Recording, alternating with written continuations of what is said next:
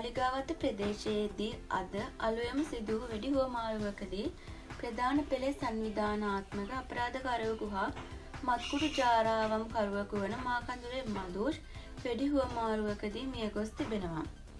නියෝජ්‍ය පොලිස්පති අජිත් රෝහණ මහතා පවසා ඇති ආකාරයට කොළඹ අපරාධ කොට්ඨාශයේ නිලධාරීන්ට මාකඳුරේ මදුෂ් ලබා දුන් තොරතුරකට අනුව මාලිගාවත ප්‍රදේශයේ මත්කුඩු වැටලීමකට අද අලුයම ඔහු රැගෙන ගොස් ඇති බවයි.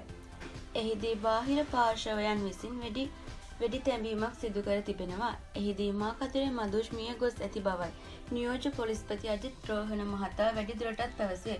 මීට දින කිහිපයකට පෙර කොටිකාවත ප්‍රදේශයේදී මාකඳුරේ මදුෂ් විසින් ලබා දුන් තොරතුරකට අනුව කුඩු කිලෝ 10ක් සොයා ගැනුණා. අද අලුයම සිදු කළ මෙම වැටලීමේදී කුඩු කිලෝ 22ක් සොයාගත් බවයි පොලිසිය පැවසුවේ.